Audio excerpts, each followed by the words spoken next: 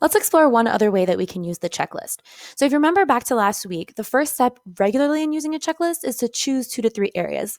No problem. We're all going to focus together today on elaboration.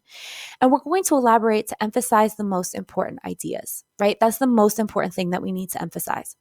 So, now we're going to do step 2. Zoom into this particular part of the checklist and think, what does my piece do well already and what is it missing? Right? So I'm just going to go ahead and check off what it does well, and then I'm going to go ahead and circle what I need to complete. Let's take a look together. Inner thinking, I'm just familiarizing myself, describe actions, I use dialogue, set it up all to develop this theme, okay? Central character's relationship to others, showing character flaws. Okay, cool. So let's go back to my writing. What do I already do well? Just taking a look, I'm noticing that I already used some dialogue. So that's great. I'm going to check that one off. And it is unique to how each character talks, right? I say, like, I guess, I don't know. It's unique. Let's see. This is really the only time that I include inner thinking, though. And that inner thinking is about a boy and not really about this big message of myself, which is that to me, the most important thing in a friend is loyalty. So maybe I'm thinking I could go ahead and add some more inner thinking to really highlight this theme.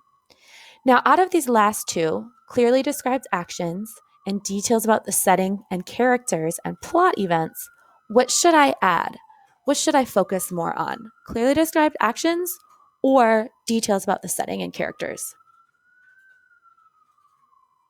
I agree. I think I include a little bit about the setting, so I'm going to be good on that one. And I really want to zoom in on these actions, right? Like I could add a lot here. Instead of she just like shrugs, instead of me just saying like I called over, I could add in a lot right here. So now I'm going to scroll down and based on the checklist, I'm going to use words like I will add inner thinking to show more about how betrayed I felt, because that's going to help me pop out my message.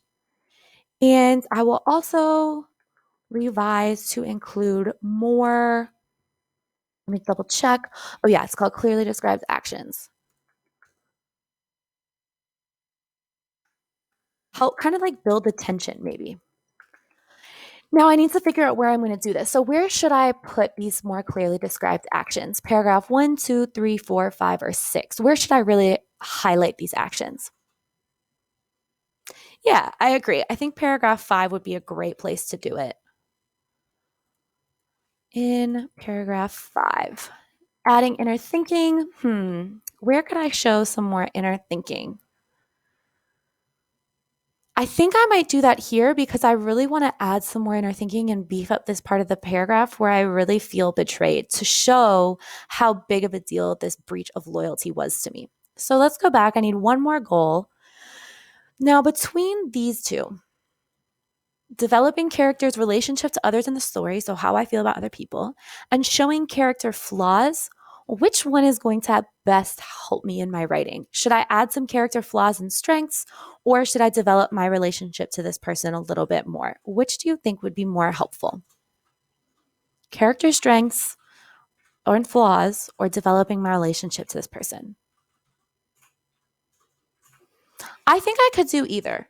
I think for the sake of my personal story and my ideas, I really don't do a good job of showing Hannah's strengths. I do show her flaws, but I need to show more of her strengths. And by doing that, I think that's actually going to give my readers a better understanding of my relationship with her. So let me go ahead and add that in.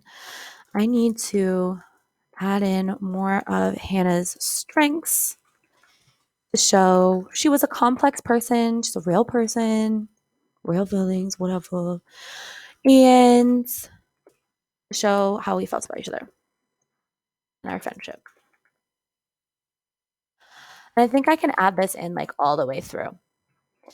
So based on that, do you see how I used the checklist, right? I zoomed into these. I used the checklist to think, what does my piece do well and what's it missing? And based on what it was missing, I thought to myself, which of these do I need to do that will best help me emphasize this message about myself?